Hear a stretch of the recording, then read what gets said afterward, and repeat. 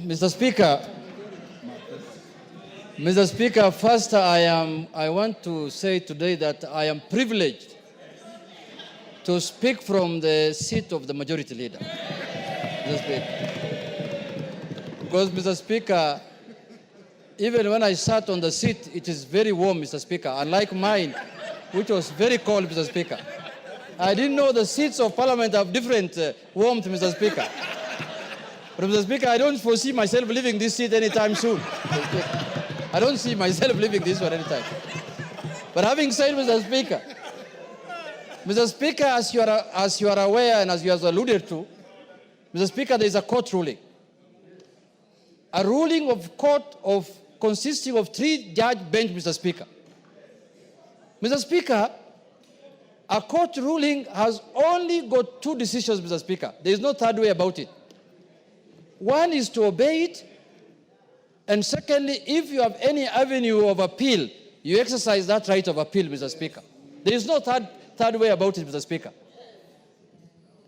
And the court ruling, what we went as Azimio after the election, after your decision here, Mr. Speaker, what took us to court was for the court to interpret for us the constitutionality of your decision on who is the majority party and who is the minority party in this House, Mr. Speaker.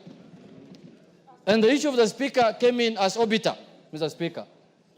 But what took us to court, we wanted to know, because when we arrived here after the election, we arrived here knowing very well that we are the majority party, Mr. Speaker.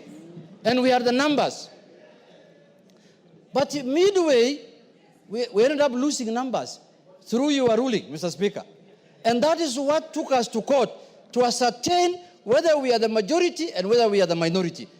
And luckily, the court has made its ruling, albeit late, Mr. Speaker. We expected this ruling much earlier than this time, Mr. Speaker. But it is better late than never. The decision arrived, and the decision has said that the Azimio party is the majority party in Parliament, Mr. Speaker. And I so happen to be the minority leader as of now, Mr. Speaker. So today afternoon, I just switched seats and I took over the role of majority leader, Mr. Speaker. And I am capable of doing that work, Mr. Speaker. I have the capacity, I have the qualifications, I have the capabilities, I have the numbers in the House, Mr. Speaker, to lead, Mr. Speaker.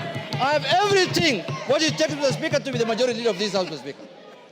But, Mr. Speaker, the issue that we need to exercise, to analyze, Mr. Speaker, is that, Mr. Speaker, I want to say this. Mr. Speaker, court rulings are very important, Mr. Speaker. You remember after the election, we disputed the result of the election. We ended up filing a court case in the Supreme Court. The Supreme Court pronounced itself that we did not win the election, and the other party won the election, and we abided by it, and we respected the court ruling, Mr. Speaker. This court ruling also must be respected, Mr. Speaker. Because it's not like any other court ruling, Mr. Speaker. It's a ruling of the Court of the Republic of Kenya, Mr. Speaker. Mr. Speaker, this ruling cannot be taken jokingly, Mr. Speaker. When I went through it last evening, Mr. Speaker, these judges are raising very serious fundamental issues. They are raising issues relating to violation of the Constitution, Mr. Speaker. And you remember we impeached someone here because he violated the Constitution, Mr. Speaker. Mr. Speaker, if this matter is not addressed, we are going to have a constitutional crisis in this country, Mr. Speaker. So for that reason, Mr. Speaker, jurisdictions all over the world and democracies all over the world that we borrowed from, even this presidential system that we are running today, that is running in this country, Mr. Speaker. In the United States, there are times when the executive is from the Republican Party and the House is ruled by the Democratic Party, and life goes on. It doesn't matter that we are going to oppose everything that the government wants to do. If government brings here bills and policies that are of benefit to the country, we will support it, Mr. Speaker. And as you know now, many things have gone under the bridge. There is this animal called also broad-based, Mr. Speaker. We want to broaden, deepen, and tighten this relationship, Mr. Speaker. if I may borrow your words, we want to broaden it, deepen it, and tighten it, Mr. Speaker, so that we can have a country that is cohesive, Mr. Speaker. Mr. Speaker, there is no way we are going to have this animal in place, and then when we want to become the majority, people look at us with suspicious eyes. How can it be, Mr. Speaker? Members of Parliament are members of Parliament. They work under the Article 95 of the Constitution, which has given them the roles of oversight, legislation, and representation, Mr. Speaker. We are not going to do our business outside Article 95, Mr. Speaker. So, I want to allay fears here that the majority in the House must be from the ruling party. That this ruling is giving us posterity. This is doing things for posterity, Mr. Speaker. Next election, or the other election in 2032, a government might come in place where the president garners the majority votes and is elected as the president, but he will not have numbers in parliament. His numbers might be few in parliament, and he becomes a minority.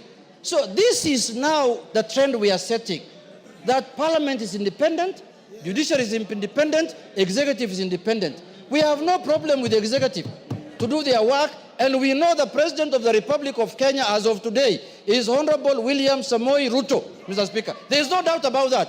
So there should be no ambiguity and doubt that the majority leader in the National Assembly is Honorable Junet Mohamed, the Member of Parliament for Junet, Mr. Speaker. Mr. Speaker.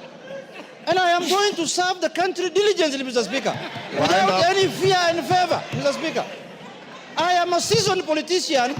I am serving my third term in Parliament, Mr. Speaker. I know how Parliament operates. I know how Parliament does its work. And I understand how bills are done in this Parliament, Mr. Speaker. I have gained enough experience. So this mindset, Mr. Speaker, this mindset that the ruling party must have majority in Parliament for them to do the executive work of the country, Mr. Speaker, that mindset must be gotten rid of, Mr. Speaker. We must emulate democracies that have matured over 200 years, Mr. Speaker. In the last election, in the last administration of Biden in America, Mr. Speaker, the Republican Party was controlling the House, Mr. Speaker, and the Democratic Party was controlling the Senate, and life was going on as usual, Mr. Speaker. So, Mr. Speaker, my advice to the House and to Parliament in general is that the only solution to this problem is to go to appeal. Until the appeal overturns this matter, I shall be recognized as the majority leader of the Republic of Kenya. Mr. Speaker, thank you very much, Mr. Speaker. Those few remarks, I conclude. Kainan